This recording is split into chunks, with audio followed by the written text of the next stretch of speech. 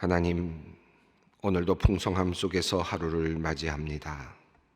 거리마다 가게마다 풍성한 열매들이 가득하고 먹을 것들이 넘쳐나는 세상입니다.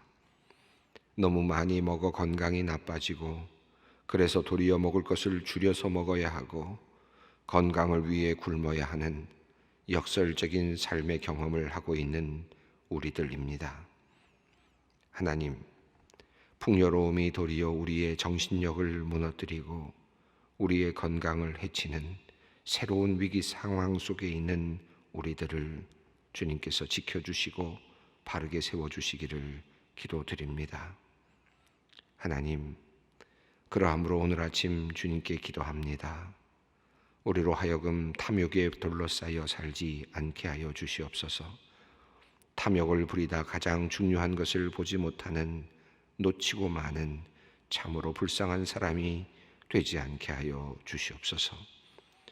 우리가 하나님을 더 깊이 알아갈수록 세상의 헛된 것들을 과감하게 버리게 하시고 우리가 주님의 말씀을 배우고 받을수록 세상의 헛된 욕망들은 단호히 내어놓게 하여 주시옵소서. 주님의 일을 한다고 하면서 주님을 도구로 사용하여 자신의 욕망을 채우는 일이 없게 하시고 주님의 일을 한다는 핑계로 다른 사람들에게 피해를 주거나 다른 이들을 희생시키는 일도 없게 하여 주시기를 간구합니다. 주님 앞에 선 단독자로서 겸허하고 순전하게 주님 만나게 하시고 주님의 일을 할 때에도 그러하게 하여 주시옵소서. 하나님, 한국교회를 위하여 기도합니다. 우리 소망교회와 한국교회가 복음이 넘치고 말씀이 넘치는 교회 되게 하여 주시옵소서. 이 땅에 세워진 그 목적을 바로 수행하는 교회 되게 하여 주시옵소서. 세상이 나아갈 방향을 찾지 못하고 지켜야 할 가치를 잃어버릴 때에 그 방향과 목표를 제시해 줄 수 있는 그런 교회가 되게 하여 주시옵소서. 그래서 빛 되신 주님, 길 되시고 진리가 되시는 주님을 모든 세상 사람들이 알도록 제시할 수 있는 교회 되게 하여 주시옵소서. 특별히 코로나19가 계속 위협하는 상황 속에서 사회에 대하여 국가와 국민들에 대하여 모범이 되고 귀감이 되는 교회 되도록 주님 역사하여 주시옵소서. 특별히 장로의 신학대학을 비롯한 본교단 7개 신학교육기관들을 주님 바르게 세워주시기를 기도드립니다. 미래의 교회를 책임질 목회자들을 길러내는 학교입니다. 한국교회의 기초가 되고 초석이 되는 그러한 학교입니다. 세상의 모든 교회를 바르게 세우며 성도들에게 말씀의 꼴을 먹여줘야 할 목회자들을 키워나가는 학교들입니다. 바른 신학으로 무장하게 하시고 교육을 하는 교수님들에게 깊은 영성과 높은 지식과 넓은 인격을 갖추게 하셔서 학생들에게 큰 영향을 미치며 그들을 하나님의 귀한 일꾼으로 만들어가는데 부족함이 없게 하여 주시옵소서. 하나님, 특별히 지금 이 시간에도 작은 지하 예배당에서 혹은 비좁은 상가 건물에서 예배를 드리고 있는 수많은 미자립 교회들이 있습니다. 어려움 중에 온라인으로 또는 다양한 방법으로 힘겹게 예배를 드리고 있는 주님의 몸된 교회들이 있습니다. 주님, 이 교회들을 주님께서 친히 기억하여 주시옵소서. 우리 주님께서 그들의 기도를 들으시고 또한 모임 중에 함께 하심을 알게 하여 주시옵소서. 현실적인 어려움 때문에 사역이 중단되지 않게 하시고 때마다 필요한 손길들을 보내셔서 살아계신 하나님의 은혜를 날마다 경험하는 교회들이 되게 하여 주시옵소서. 하나님, 저 북한 땅에 숨어 사는 기독교인들과 주님께 숨어 기도하는 성도들을 위해 기도합니다. 그들의 믿음을 주님께서 지켜 주시옵소서. 보호하여 주시옵소서. 숨죽이며 가슴 졸이며 주님께 올라가는 모든 찬양을 주님 기뻐 받아 주시옵소서. 그들의 눈물과 고통의 간구를 주님께서 응답하여 주시옵소서. 그래서 그들도 언젠가는 목 놓아 주님을 찬양하며 기쁨과 감격으로 어디서든 주님께 기도할 수 있고 믿는 자들이 함께 모여 예배할 수 있도록 하나님께서 인도하여 주시기를 간절히 간구합니다. 하나님, 하나님의 손이 오늘날 세계 정치를 움직이고 있는 특별한 사람들의 마음과 영혼을 붙잡아 주시기를 기도드립니다. 코로나19로 어려운 상황 속에서 지혜롭게 처신하게 하시고 전 세계의 백성들의 마음을 잘 이해하며 참된 청지기로서의 지구를 잘 보존하는 일에 최선을 다하게 하여 주시옵소서. 하나님, 소망교회 성도들을 위해 기도합니다. 끝나지 않은 고난의 터널 속에서 힘들어하고 고통스러워하는 성도들이 많이 있습니다. 오랫동안 기도했으나 아직 변화되지 않는 그 삶의 모습, 상황의 모습 속에 지쳐있는 성도들이 있습니다. 하나님, 그들의 외침을 외면하지 말아 주시옵소서. 그들의 눈에서 흐르는 눈물을 주님께서 친히 닦아 주시기를 간구합니다. 나아가 고난의 풍성한 의미를 깨달을 수 있는 신앙의 경륜도 주님 허락하여 주시기를 기도합니다. 주께서 친히 주님의 뜻과 계획을 밝히 열어 보여주시기를 간절히 기도합니다. 쓰러진 가족의 병수발로 수년째 고생하는 성도님이 있습니다. 병으로 고통당하는 부모를 간호하며 마음 아파하는 자녀들이 있습니다. 지친 몸과 마음을 위로해 주시고 견딜 수 있는 힘 허락하여 주시옵소서. 직장 내 신앙적인 문제로 갈등하는 성도님들이 있습니다. 사춘기 자녀들의 문제로 소가리를 하는 가정들이 있습니다. 이러한 현실의 문제를 통해 도리어 하나님만을 의지할 수밖에 없는 연약한 인생임을 깨닫게 하시고 간절히 기도함으로 주님의 선한 뜻 발견하게 하여 주시옵소서. 하나님, 특별히 이 시간 요양병원에서 삶의 마지막을 살아가고 있는 성도님들을 위해 기도합니다. 하루하루를 사는 것조차 버거운 분들이 참 많습니다. 그들 중에는 오늘을 살아야 하는 이유를 알지 못할 만큼 중병을 앓는 분들도 많이 있습니다. 하나님께서 한 사람 한 사람 긍휼히 여겨주시고 하나님을 따라 평생 살아온 성도의 삶이 마지막까지 아름답고 은혜롭게 주님 만들어 주시옵소서. 이제 말씀의 자리로, 듣는 자리로 나아갑니다. 우리의 귀와 마음을 열어주시어서 마땅히 들어야 할 말씀 듣게 하시고 합당한 방식으로 주님의 말씀이 심령 깊은 곳에 뿌리 내리게 하여 주시옵소서. 선하신 주님께서 은혜와 능력 중에 역사하여 주실 줄 믿습니다. 우리 주 예수 그리스도의 이름으로 간절히 기도 올리옵나이다. 아멘. 오늘 우리에게 주시는 하나님의 말씀은 사도행전 4장 32절로 37절 말씀입니다. 사도행전 4장 32절로 37절 말씀 우리 함께 각자의 자리에서 공독하도록 하겠습니다. 믿는 무리가 한 마음과 한 뜻이 되어 모든 물건을 서로 통용하고 자기 재물을 조금이라도 자기 것이라 하는 이가 하나도 없더라.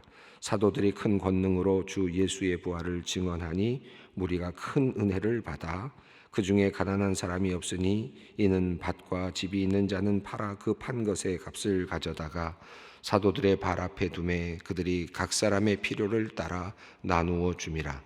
구브로에서 난 레위족 사람이 있으니 이름은 요셉이라. 사도들이 일컬어 바나바라 번역하면 위로의 아들이라 하니 그가 밭이 있음에 팔아 그 값을 가지고 사도들의 발 앞에 두니라. 아멘. 우리가 지금 사도행전을 읽어가고 있는데 지금 현재 4장 32절입니다. 이제 한 또 단락이 지나가고 이제 또 한 단락을 이제 마무리하는 그런 그 내용입니다. 오늘 전에 앞에 나왔던 내용이 이제 성령을 받고 그들이 서로 교제하고 서로 통용하고 서로 기도하고 이런 그 서로 세례 받고 하는 그런 내용들이 나왔죠. 비슷한 내용이 이제 오늘 본문에 또 다시 나오면서 앞서 있었던 사건들을 이제 하나로 정리하는 그런 내용이라고 할 수 있겠습니다. 우리가 사도행전을 읽으면서 한 가지 이제 주의 깊게 살펴볼 것이 있습니다. 계속 제가 반복적으로 말씀을 드리고 있습니다만은 기독교가 무엇일까? 또 교회는 무엇일까? 기독교회는 어떻게 해서 탄생하였을까라고 하는 이런 질문들을 계속 던져보는 것이 참 귀한 질문이 될 것 같습니다. 특별히 사도행전이 그렇습니다. 우리가 그 사도행전을 읽어보면 기독교가 무엇일까? 또 기독교의 복음은 어떻게 해서 시작이 되었을까? 이런 다른 점, 다른 종교와 다른 그런 것들을 우리가 발견할 수 있죠. 기독교는 하나의 연구를 통해서 만들어진 것이 아니고 또 어떤 그 분석을 통해서 만들어진 게 아니고요. 사색을 통해서 만들어진 것이 아닙니다. 사건을 통해서 만들어진 것이거든요. 그래서 우리가 믿는 기독교는 사건이 시작입니다. 사건이 발단이죠. 그 사건의 그 핵심은 물론 사도행전이 우리에게 주고 있는 내용은 아닙니다. 앞서 있는 누가복음과 공관복음 또는 사복음서가 우리에게 알려주고 있고 그것을 받아서 사도행전이 이제 성령의 사건을 이야기하고 있는데 이 성령의 사건이 가장 우선적인 핵심이라고 할 수 있겠습니다. 그러나 이 성령 사건 전에 먼저 앞서 있는 사건들이 있죠. 그 사건들은 무엇인가 하면 예수님의 성육신 사건이죠.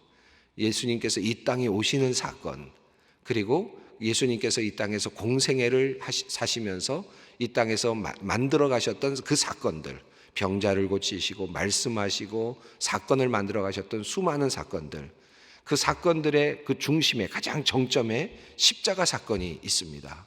그래서 예수님의 성육신 사건, 그리고 예수님의 공생의 사건, 그 공생의 사건 속에서 수많은 말씀, 행동, 사역 이것들이 가득 들어있는데 3년 동안에, 그리고 그 다음에 그 사역의 가장 중심에 정점에 십자가의 사건이 있습니다. 이것도 사역이고 사건이죠.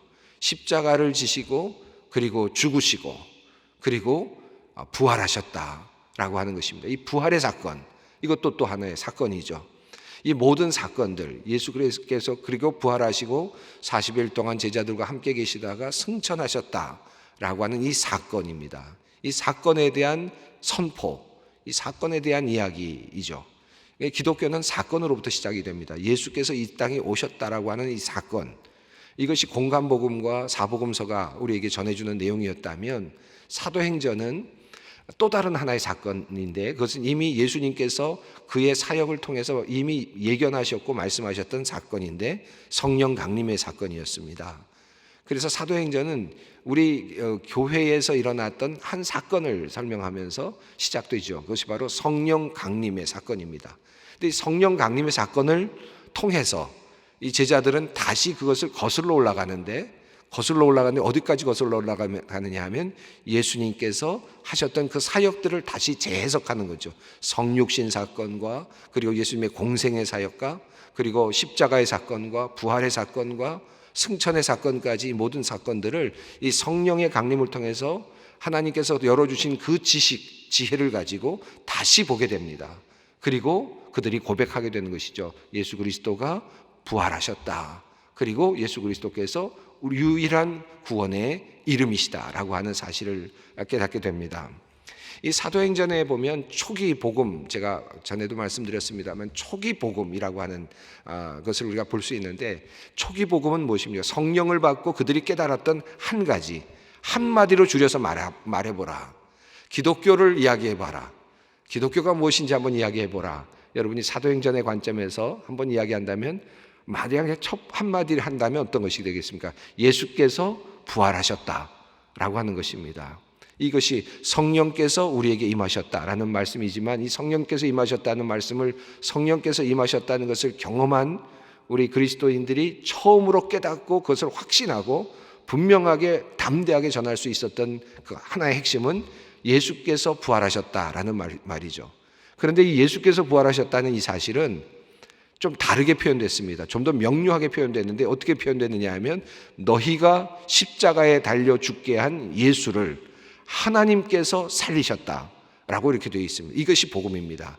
예수께서 부활하셨다라고 하는 능동체가 아니라 하나님께서 예수를 살리셨다라고 하는 표현이 보다 더 정확한 표현입니다. 죽은 예수를, 너희가 죽인 예수를 하나님께서 다시 살려내셨다. 있을 수 없는 일을 하셨다라고 하는 사실이죠. 이것이 초기 복음입니다. 예수의 복음입니다.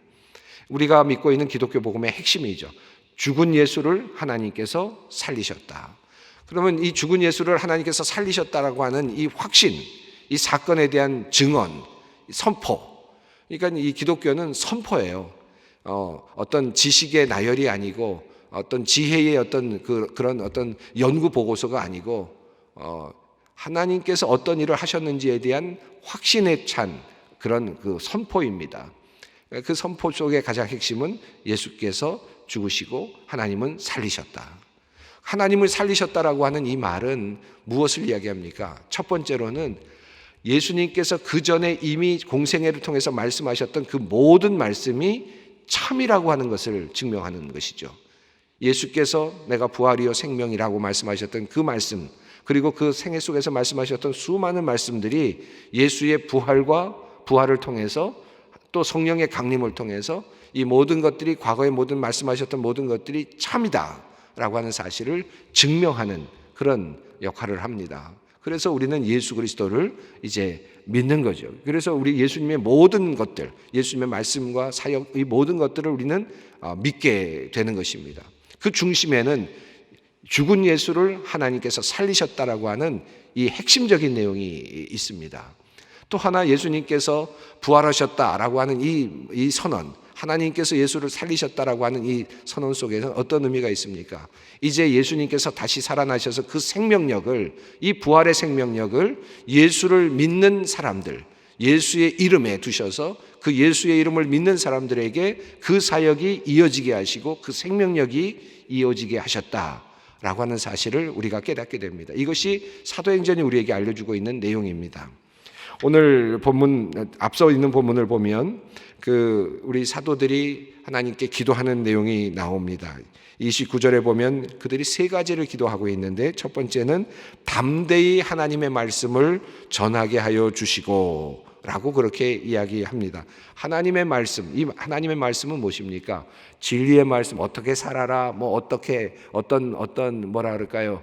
이런 구체적인 내용이 아니라 무엇입니까? 예수께서 부활하셨다, 하나님께서 죽은 예수를 살리셨다라고 하는 선언, 이 선언입니다. 그리고 그 예수 안에 생명이 있고 예수 안에 구원이 있고 다른 이름으로는 구원을 주신 이름이 없다라고 하는 사실을 선포하는 것, 이것이 하나님의 말씀을 전하게 하는 것이었습니다. 하나님의 말씀, 복음의 핵심이었다라는 것입니다. 그리고 30절을 보면 그들이 무엇을 기도했는지 알 수 있는데, 손을 내밀어 병을 낫게 하시옵고 표적과 기사가 거룩한 종의 예수의 이름으로 이루어지게 하옵소서. 초대교회가 가지고 있었던 이 기도는 초대교회에서 행해지고 있었던 그러한 모습이라고 할 수 있겠습니다. 특별히 걷지 못하는 사람을 살리고 있는 베드로와 요한의 이 사건 속에서 이제 예수님께서 하셨던 그 사역이 성령의 강림을 통해서 그대로 제자들에게도 연결되고 있고 사도들에게 그것이 그대로 연결되어 있어서 생명의 역사가, 살리는 역사가, 부활의 역사가 이제 제자들을 통해서 이제 계속해서 이 땅에서 일어난다는 사실을 우리에게 알려주고 있습니다. 그래서 병이 낫게 되고 표적과 기사가 나타나게 돼서, 누구를 통해서 나타납니까? 예수 그리스도를 믿는 믿음으로 예수의 이름 안에서 그것이 이제 일어나기 시작했다라고 하는 사실을 우리가 보게 됩니다. 예수를 믿는다는 것은 예수께서 죽으셨으나 하나님께서 그를 살리셨다라는 것을 믿는 것이고, 그래서 예수께서 살아나셨다는 사실을 믿는 그 믿음 안에서 그것을 어떻게 믿느냐, 어떻게 해서 그것을 믿게 됐냐, 보았으니까 믿죠. 보는 사람도 있지만 또 하나는 성령을 통해서 그 확신을 하나님께서 인쳐주심으로 부활의 주님을 만나게 됩니다. 베드로가 그랬고, 그리고 모든 사도들이 성령의 인치심을 통해서, 성령의 능력을 통해서 확신을 갖게 되고 담대함으로 그 복음을 전할 수 있었습니다. 예수의 모든 말씀들이 참이라는 사실을 증명하면서 예수의 사역을 끌고 나가면서 이 세상 속에서 그 일을 감당해내는 일을 했습니다. 이것이 바로 기독교의 출발이라고 할 수 있겠습니다. 기독교에는, 기독교라고 하는 이 복음의 핵심에는 예수의 모든 말씀들이 그러므로 참이 되고, 그리고 그것이 진리의 말씀이 되고, 또 예수님께서 풀어주신 모든 그 말씀들이 우리는 따라야 할 말씀이 됩니다. 그리고 또 하나, 예수님께서 하셨던 그 모든 사역이 성령을 통해서 우리들에게 열려 있다는 것이고, 교회는 그 사역을 감당해야 한다라고 하는 것을 우리에게 알려주고 있습니다. 자, 이런 그 흐름을 잠깐 보았는데, 이 흐름 안에서 이제 하나의 또 그 기독교의 모습을 볼 수 있는데, 이 32절부터 오늘 읽은 말씀부터는 이제 교회가 초대교회가 어떤 모습이었는지를 우리에게 보여주면서 이제 자연스럽게 하나의 에피소드로 또 연결이 되고 있습니다. 여러분이 잘 아시는 아나니아와 삽비라 이야기가 이제 오늘의 이야기와 연결되면서 이제 나오게 되는데요. 32절을 한번 읽어 보겠습니다. 믿는 무리가 한 마음과 한 뜻이 되어 모든 물건을 서로 통용하고 자기 재물을 조금이라도 자기 것이라 하는 이가 하나도 없더라. 복음이 전파되고 그리고 그들이 이제 그 복음을 확실하게 믿게 되고 성령의 역사하심을 통해서 그들이 그 확신, 예수 그리스도께서 살아나셨다는 이 확신 안에 부활의 신앙, 이 부활의 신앙을 갖게 되면서 그들이 바뀌어진 것은 삶의 태도가 바뀌어졌는데 그들이 한 뜻이 되었다, 한 영혼이 되었다라고 표현할 수 있겠습니다. 모든 무리들이 하나의 영혼처럼 하나의 한 뜻이 되어 한 마음이 되어서 모든 물건들을 서로 통용하고 자기 재물을 조금이라도 자기 것이라고 하는 이가 없었다. 이 신앙이 성령께서 임재하시는 그런 상황 속에서 이 나타난 모습은 바로 삶의 모습의 변화였습니다. 이것을 성경이 우리들에게 알려주고 있습니다. 그러니까 믿기는 하는데 삶의 모습이 바뀌지 않는다. 이것은 사실은 불충분한 것이죠. 우리가 정말 제대로 믿고 있는가? 정말 우리가 성령 안에 살고 있는가? 우리가 정말 주님의 그 뜻을 따라 살고 있는가 하는 것을 도리어 한번 되짚어봐야 하는 그런 것이라 할 수 있겠습니다. 하나님을 믿게 되고 하나님께서 예수를 다시 살리셨다고 하는 이 부활의 신앙은 그들에게 어떤 뜨거운 어떤 감동을 주었고 뭔가 삶의 의욕을 주었다. 부활의 신앙이 그들을 그렇게 만들어 주었습니다. 그래서 자기의 물건을 서로 나누면서 통용하는 죄물들을 조금이라도 자기 것이라고 하는 이가 없었다라고 하는 말씀을 합니다. 근데 이 내용은 앞서 한번 나왔던 내용이기도 합니다. 제가 지난번에 말씀드렸습니다만 여기서 중요한 것은 공산주의를 말하는 것이 아니라 자발성을 가지고 있는 그런 모습이죠. 자기 것들을 스스로 내어놓는, 그래서 자발적으로 가난한 이들을 섬기는 그런 모습이라고 할 수 있겠습니다. 자, 33절을 읽어보겠습니다. 사도들이 큰 권능으로 주 예수의 부활을 증언하니 무리가 큰 은혜를 받아. 제가 다시 말씀드렸습니다마는 사도들의 증언은 예수의 부활을 증언하는 것입니다. 부활신앙. 이 부활신앙이 모든 것을 다 감싸고 있습니다. 우리가 예수께서 부활하셨고 그 생명이 우리에게 넘어왔고 그 생명이 우리에게도 부활의 소망이 생겼다고 하는 이 사실이 우리의 모든 삶의 영역을 바꾸는 것이죠. 우리의 모든 사회 그리고 우리들의 가정 이 모든 것들의 삶을 바꾸는 것입니다. 사도들이 큰 권능으로 주 예수의 부활을 증언하니 무리가 큰 은혜를 받아. 그래서 가장 중요한 핵심은 말씀이 살아있는 것입니다.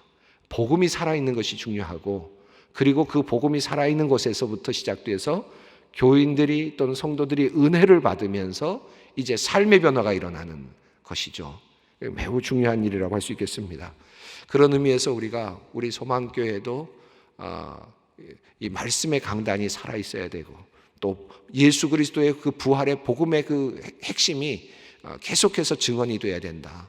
이 말씀의 강단이 살아있어야 한다라고 하는 사실을 우리가 깨닫게 됩니다. 여러분 그 일을 위해서 부족한 종을 위해서도 기도해 주시고 우리 목사님들을 위해서 기도해 주시고 또 한국교회의 강단이 살아있게 해달라고 주님께 간절히 여러분 기도해 주셨으면 좋겠습니다. 우리가 교회들의 모습을 보면서 목회자들의 어떤 우리가 설교를 하면서 하다 보면 자칫하면 설교가 다른 길로 갈 때가 있고 복음의 핵심을 잃어버리고 인간적인 이야기로 잘못된 또 가르침으로 때로는 어떤 목회자의 욕심이나 이런 것들이 드러나는 그런 모습으로 자칫 이렇게 오용될 때가 있습니다. 강단이 오염될 때가 있죠.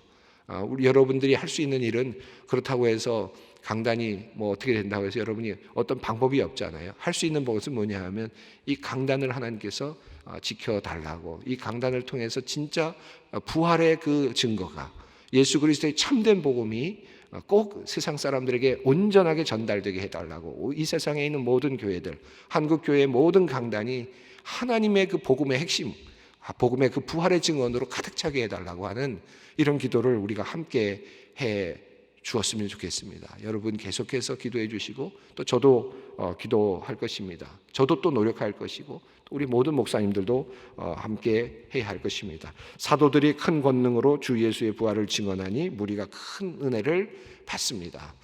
여기서부터 모든 것이 시작되는 것입니다. 우리 교회 생활은 말씀 안에 교인들이 함께하고 그 말씀으로부터 은혜를 받음으로써 모든 봉사 생활과 모든 생활이 시작되는 것입니다.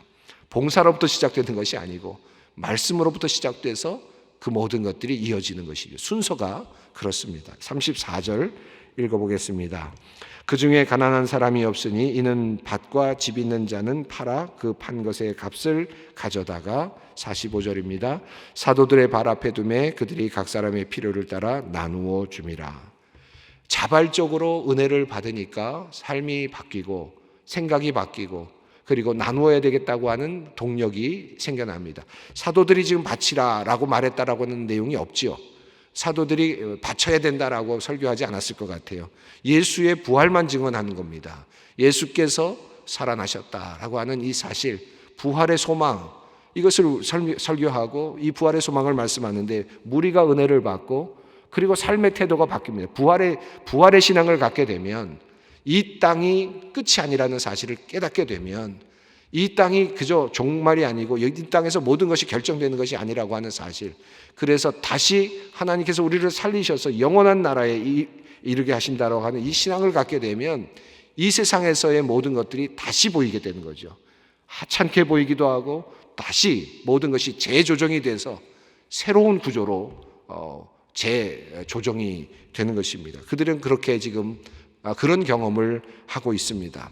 그래서 그들이 가지고 있는 것들 중에 모든 것을 팔았다라는 표현은 없지만 그러나 그들이 갖고 있는 것들을 팔아서 지금 가난한 자들에게 나누어 줌으로써 정말 그들의 공동체 속에는 가난한 자들이 없는 상황이 되었다는 것입니다.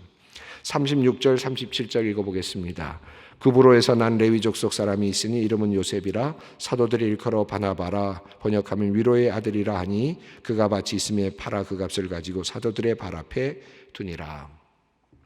이 말씀은 마치 삽입구처럼 들어가 있는데 이제 앞으로 일할 바나바에 대한 등장을 이야기하고 있죠. 바나바가 어떻게 이제 사도들과 만나고 있는지, 어떤 모습이었는지. 그는 구브로에서 난 레위 족속입니다. 이 레위 족속에게는 땅을 가지고 있도록 되어 있지 않습니다. 율법적으로는. 그런데 그가 아마도 이방에서 살고 있었기 때문에 그가 땅을 가진 것이 아닌가라고도 해석하기도 하고, 또 이미 포로기 이후에는 이 땅을 갖는 것이 레위인들이 갖지 못하게 하는 것이 이미 사문화됐기 때문에 레위인들이 갖지 않았을까도 추정합니다. 어쨌든 그가 그 땅을 가지고 있었어요. 근데 그 땅을 다 팔아서 사도들의 앞에 두고 그리고 자기는 이제 그 모든 것들을 내어놓고 자기의 재산을 이제 없앱니다. 이 바나바가 그렇게 없앰으로써 바나바는 이제 어떻게 됩니까? 하나님의 일을 할 수 있는 그런 환경으로 들어갑니다. 하나님께 이 모든 것을 바치고 가난한 사람들에게 나눠준 다음에 그는 이제 전도의 총력을 쏟을 수 있는 그런 상태로 이제 온전한 또 다른 사역자로 준비가 됩니다. 하나님께 모든 것을 드렸는데 그 다 드린 다음에 그는 이제 다른 길로 하나님께 자기의 삶을 바치는 일을 해나가게 됩니다. 바나바는 하나님께 자기의 재산을 바침으로써 이제 온전하게 도리어, 이 바나바는 사실은 여기서 지금 밭을 팔아서 지금 바쳤다라고 하는 것이 대단한 것처럼 보이지만 이게 뭐 얼마나 정도의 그 큰 재산인지도 나와 있지 않습니다. 그러나 그가 가지고 있는 재산을 팔아서 하나님께 드렸다라고 했지만 실제로는 밭을 팔아서 드리는 것이 중요한 것이 아니라 밭을 팔아 드림으로써 자기의 재산을 없앰으로써 실제로는 이제 이후로 바나바는 자기의 삶을 드리게 됩니다. 자기의 삶을 온전하게 이제 바울의 전도 여행과 함께 하면서 또 다양한 전도 여행과 함께 그리고 초대교회를 세워가는 일에 모든 삶을 바치게 됩니다. 그러니까 밭을 바친 것이 아니라 이 밭을 바치는 행위는 그에게는 그의 삶을 바치는 그런 행위가 되었습니다. 오늘 이 말씀을 보았습니다. 이 말씀 우리가 함께 기억하면서 정말 복음의 핵심이 우리 강단에서, 한국교회 강단에서 끊어지지 않게 해달라고 하는 이 간절한 기도, 또 그 복음을 통해서 우리 모든 성도들이 다 변화를 받고 정말 아름다운 하나님의 교회를 만들어 갈 수 있게 해달라는 그런 기도를 우리 함께 오늘 드렸으면 좋겠습니다. 먼저 주님 가르친 기도를 드리겠습니다. 하늘에 계신 우리 아버지, 아버지의 이름을 거룩하게 하시며 아버지의 나라가 오게 하시며 아버지의 뜻이 하늘에서와 같이 땅에서도 이루어지게 하소서. 오늘 우리에게 일용할 양식을 주시고 우리가 우리에게 잘못한 사람을 용서하여 준 것 같이 우리의 죄를 용서하여 주시고 우리를 시험에 빠지지 않게 하시고 악에서 구하소서. 나라와 권능과 영광이 영원히 아버지의 것입니다. 아멘.